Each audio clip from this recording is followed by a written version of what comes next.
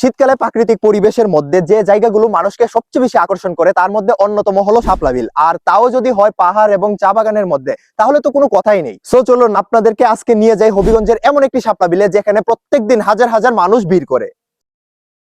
কুয়াশার চাদরে মোড়ানো চা বাগান যেন এক টুকরো স্বর্গ। যেহেতু পাহাড়ি এলাকা, নভেম্বর থেকে এখানে প্রচন্ড শীত, যা আপনারা এই ক্লিপসটা দেখলেই বুঝতে পারবেন।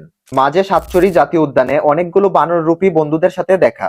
এই জায়গাটিতে সবসময় বানর এবং হনুমানের দেখা পাওয়া যায়। তবে চুনারুঘাটের এই জায়গাটা আমার সবচেয়ে পছন্দের। বাড়িতে আসলেই আমার সবচেয়ে বেশি সময় কাটে এখানে আড্ডা দিয়ে। তারপর চণ্ডীচড়া থেকে লস্করপুর চা বাগান হয়ে আমরা চলে যাই দেওন্দি চা বাগানে, যেখানে গেলে দেখা মিলে বাংলার এক অপরূপ সৌন্দর্যের। যাওয়ার রাস্তাটাও কিন্তু অসম্ভব রকম সুন্দর। কত করে ফুল? 10 টাকা। যাওয়ার সময় নিব না। আমরা অলরেডি চলে আসছি শাপলা বিলে, আর বাইক হচ্ছে পিছনে রেখে এখন যাচ্ছি। আমাদের ঠিক সামনে হচ্ছে শাপলা বিল, আর এইখানে অনেকেই আছে যারা শাপলা বিক্রি করতেছে। সামনে জোস একটা ভিউ দেখা যাচ্ছে।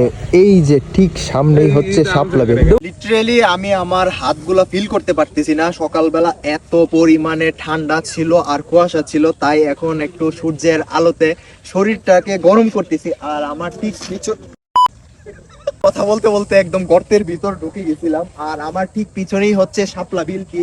অসম্ভব সুন্দর ভিউ। একটু পর আমরা ড্রোন উড়াবো, তারপর আরো জোস জোস ভিউ দেখতে পারবেন। So let's go. এক পাশে চা বাগান এবং অন্য পাশে শাপলা বিল, যেন সব সৌন্দর্যকে হার মানায়। হালকা শীত, সূর্যের জেগে ওঠা এবং হর্স রাইড, যেন এক অন্যরকম অনুভূতি। এই সৌন্দর্য যেন প্রেমিকার চেয়েও সুন্দর। এইখানে শাপলা বিলকে কেন্দ্র করে অনেকগুলা দোকানও আছে।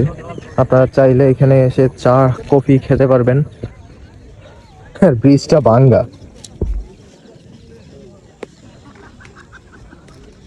আমরা হচ্ছে ফার্স্টে বাইক বাহিরে রেখে আসছিলাম, পরে আবার নিয়ে আসছি। আমরা এখন আছি দেওন্দি চা বাগানে, আর আমার ঠিক পিছনেই হচ্ছে শাপলা বিলটি। আর এই জায়গাটিতে বাইক রেখে ছবি তুললে অনেক জোস আসে। আর এইখানে অনেকেই হচ্ছে শাপলা ফুল বিক্রি করতেছে। এদিকে আসো। কত করে? 10 টাকা।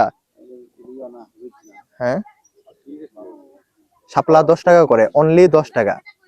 আপনারা চাইলে এখানে এসে শাপলা ফুল হাতে নিয়ে কিন্তু অনেক সুন্দর সুন্দর ছবি তুলতে পারেন।